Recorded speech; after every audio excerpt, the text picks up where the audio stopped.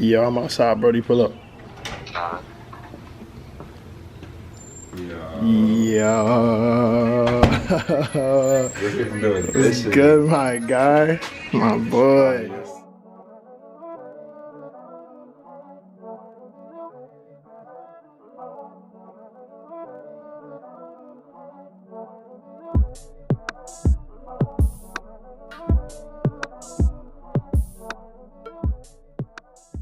For what that I could remember, we moved a lot. So, I was living in Flatbush for, most of my life.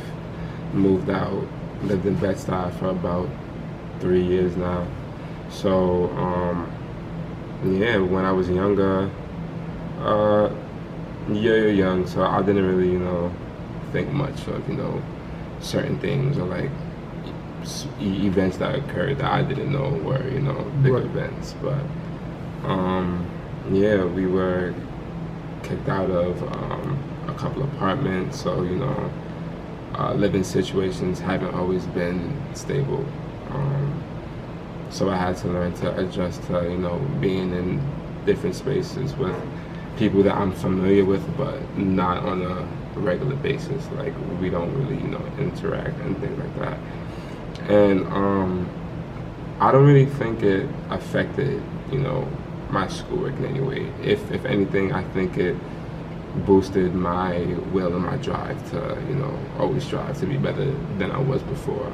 I had to grow up fast as a kid, so I had more responsibilities than most kids my age would normally have, which, yeah, I'm grateful for it in a way because it's made me more aware. Like, I know how to tackle certain things better if they were to, come up again, simply because I've went through them before. But at the same time, I don't think I really had that freedom to be that kid that, everybody wanted to be like that kid who was able to, go out with like friends and chill. I went to South Shore High School, South Shore Educational Complex. The high school I went to was Victory Collegiate High School. I was social. I was social. Played a couple sports. I was involved in some groups. But yeah, I knew everybody. I have a nervous stutter, so I've battled that throughout my entire life. And it got into the point where like it killed my confidence. Like I didn't want to speak to anyone or like speak out loud. Like there were times where professor asks a question and you know the answer, but the words just can't come out. Mm-hmm. And the process of forcing yourself to get those words out, it makes things even worse. So, you get teased, you get made fun of, but, regardless to what, like, I always knew that I was the smart guy. Like, I knew what I could do, and a speech barrier wouldn't, can't hold me back from the potential that I have. I always knew that I wanted to go to college. It hasn't been done much throughout my family's history, so I was like, I don't enjoy being in the shoes that I'm in. Like, this is not a comfortable feeling, a comfortable environment to be in. So, like, with my mom coming over from the islands, she wasn't really aware of the whole college thing. So it was all fairly new to her, and she wasn't really around during the times where it was time for me to apply for schools and go to these, college interviews and things like that. I think living in New York City shaped who I became. It's unlike any other city. It's unlike any other city. And where I was located, the area, it was a rough area. It was bad. I'm not gonna sit here and sugarcoat anything. I'm not gonna get into detail of certain major things that went down, but just living with that fear that you're on the right path to make it out, but it's not always a guarantee that you will, because you could be victim of something that you had nothing to do with, just being at the right place at the right time. My principal, Marcel Deans, Mr. Deans, was like the one person that I knew that I could look up to, because he was a strong black man, and the way that he cared for every student, like if they were his kids, showed me that, all right, this was the right move to come to the school. And then as the years went on, it became Miss E once again. Like from the time that I met her and I was introduced to her by Miss Elliott. Miss Elliott was my advisor. She was the one that, you know, said, hey, Miss E, this is Ras-Judah, blah, blah. He has such and such a GPA, he's on a good track. And Miss E took me into a room and we probably spoke for about 5 minutes. And then the last thing that she told me was, you know, by the end of your senior year, like, you'll have a 4-year full ride to a school of your choice. And specifically, she said Syracuse. Oh, I'm so proud of you. Thank you. I'm so proud of you. So, is it your last week of classes? What's going on? Are you staying there for the summer? What are you going to do? So, from that day on, I knew, hey, this is probably the person who's going to, you know, guide me to being successful, to actually give me a chance to make it out the hood, you know. I'm a junior now, but the semester's over, so starting in the fall, I'll be a senior here at Syracuse University. So, you know, yeah, big Q's thing. I'm gonna just say the biggest one. It was just the adjustment, you know. It was, you know, a city kid, well, a black male city kid, you know, who's been around nothing but black males like myself all of his life, and now he's in this big school with barely anybody to relate to. So I think it was just the whole adjustment of, you know, being okay to be the outlier or to stand out in a group. I came to college and I got my business started. Like, I'm a business owner. Like, I own my own thing, and it feels great to, like, know that, all right, this is finally something that I can call mine, that I put all of my time into, and I built this up from the ground by myself. I think I'm okay with it now. Like, I think that, you know, I've found my space, like, I've found my place here. So, you know, I found friends who are truly friends. Like, I found orgs that are just for me. Like, I've just, you know, found that balance from, you know, enjoying the party scene to, you know, enjoying the classroom as well. I've joined the Caribbean Student Association. Last year I was on the street team. This year I was the vice president of external affairs, and starting in the fall I'll be president. So, I mean, yeah, I think about it all the time. Like, I think that, you know, hey, what if I'm doing all of this, you know, and then when I graduate, then everything that I planned just goes left. Like, what if nothing goes the way that I expected it to? So, it's not a matter of, you know, whether or not I'll be successful.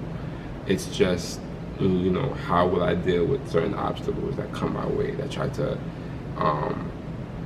throw me off track. What you know about those, boy? What you know about those? You play with me. I trust myself enough, and I trust the people that I have supporting me to, you know, guide me to where I need to be. Like, it's just hard to say, because I don't like to not plan, because then, you know, that's just dumb. It makes no sense to jump into anything head first without, you know, knowing what could happen, what can't happen. Definitely believe that I've grown a lot. I'm not a boy anymore. Like, I sit down and I look back at my life and how fast that the years have gone, and it's like, hey, like, I'm not a kid anymore. Like, I'm a man now. And I established this in my own head when I realized there's certain situations that I would put in that I just had to find my own way out. like I had no help. Like I just had to find a way to make it work. And when I made it work, it was like, okay, how will I continue to make this work? Remind me what's on the menu again tonight. Tonight you making lasagna, so my son John gonna, taste that. Hey, yeah. Let's get it. They about to hook me up, man. Let's get it. You know, I can't come to Q's without stopping by. You know what I'm saying? And I'm a man now. I'm an entrepreneur. I'm a business owner. You know, these are things that I label myself as now because I feel like I have the right to. Like I've worked hard enough. I've shown what I could do. I've shown other people that like I'm not just this one-dimensional kid who has, you know, a couple of good grades. Like I have more trades to myself than a lot of people. So, you know, I have to give myself that credit. I have to have that confidence in myself and know that, you know, I am bigger than you may think I am, or like you know, like I'm bigger than I may look. Bro couldn't wait. I've learned that I can't keep feeling sorry for myself. It comes a time where you might go through, you know, the same thing over and over again. And sometimes we don't have any control over these things that go on. But going through it multiple times, learn to adapt through it. And never feel sorry for yourself. Just use that and just keep going. Find a different way, or find something that can temporarily solve your problem and can hold you out until you know, find what you really need. Be smart about it. That's my biggest thing, is you got to be smart about it. You know, don't ever put too much pressure on yourself. Just do what you can and move on with each day. Alright, I'm gonna keep it 100% honest with you. It's for the Culture started out in my dorm bedroom. This is where it started out. Like freshman year, I was eating out every day. Chinese food, Italian this, all types of junk, and I just started to get fat. Like I gained a lot of weight, and I was like, yo, when I'm back home, I don't eat like this. I don't eat like this because I'm coming home to cook meals, and it's like, even if I didn't come home to these meals, like I was still able to prepare those meals myself, you know? So I said, you know what, why not we start up our own, you know, food thing.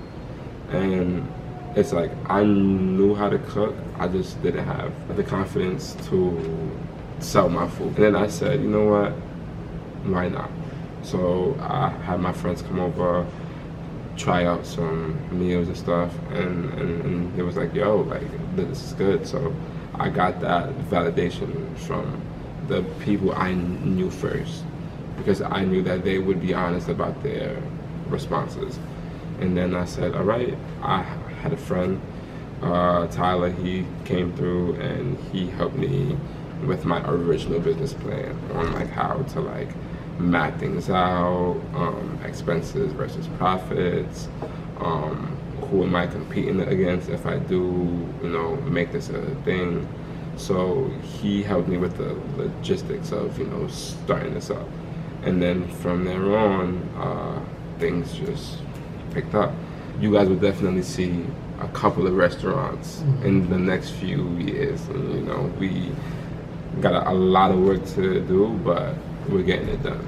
So we're working on getting, you know, permits, getting, you know, possibly our own spaces to rent out, and then, you know, even if it's starting small, from like a food truck to like, you know, actual store. And then from an actual store, okay, what about a couple of stores?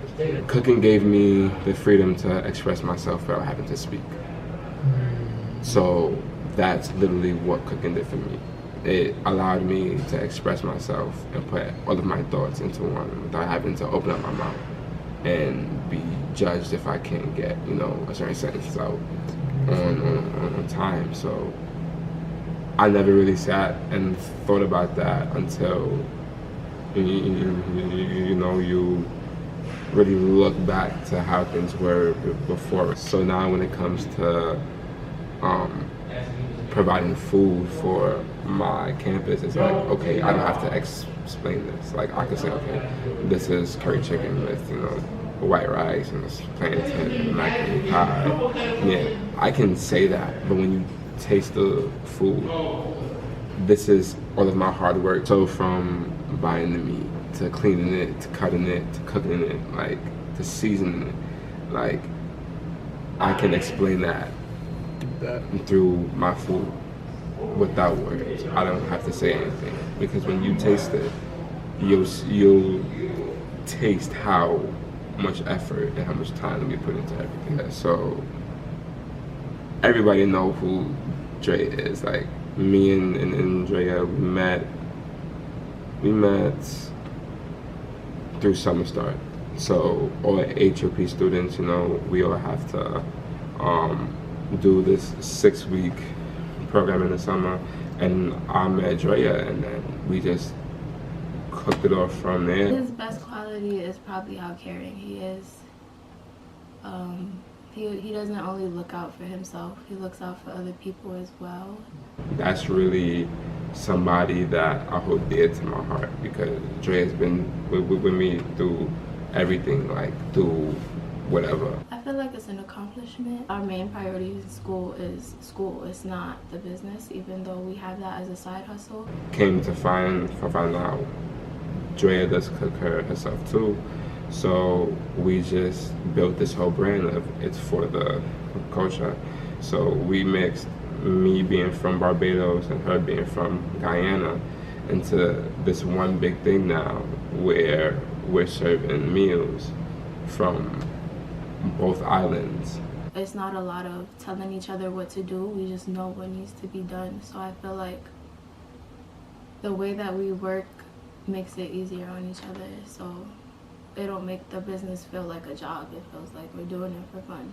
It's kind of great because there's been barriers between the countries over, you know, whose curry is better or whose oxtail is better, and or we both have curry chicken, but, you know, we call it curry chicken, but they call it chicken curry. And then I learned, like, the process behind why they call it that, and it's because of the process of which the curry chicken is made.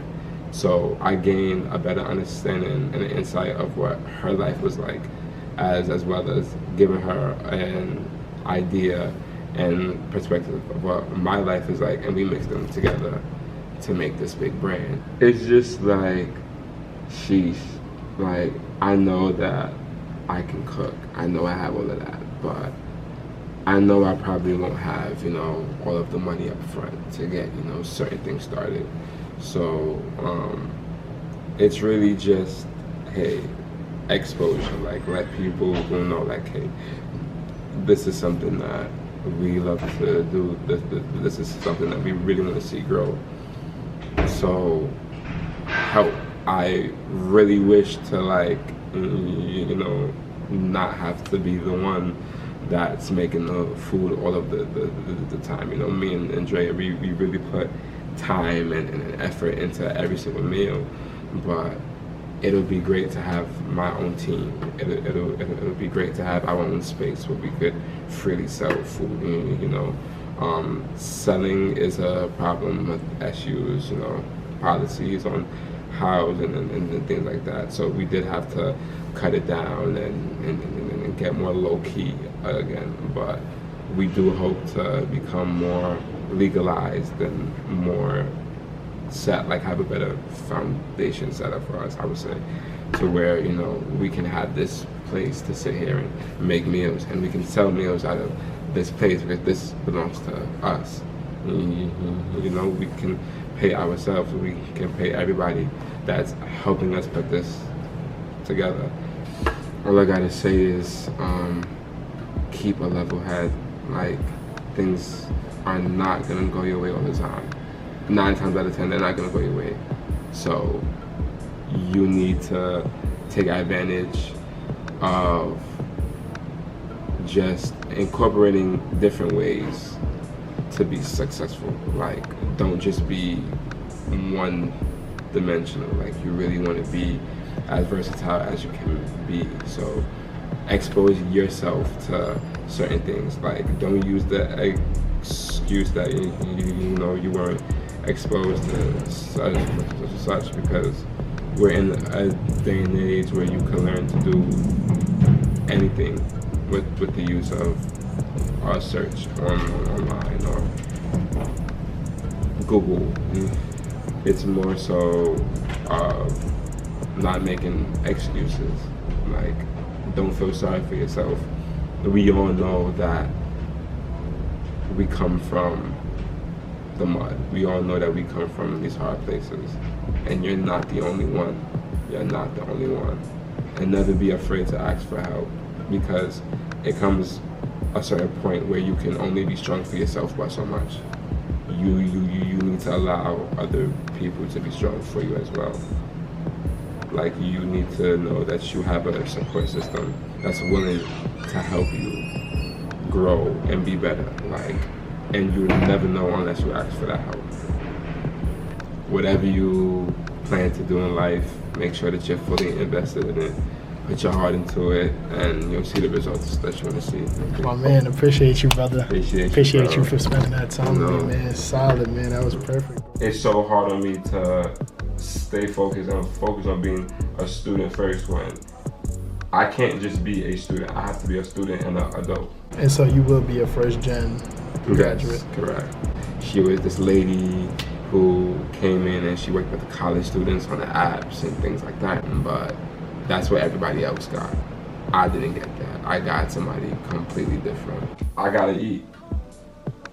I gotta do this. I gotta do that. So with this business, like, there's more behind the scenes things that people don't see. I will not serve a meal if I don't like it myself. If I feel like it's not good, I will not serve it to anybody.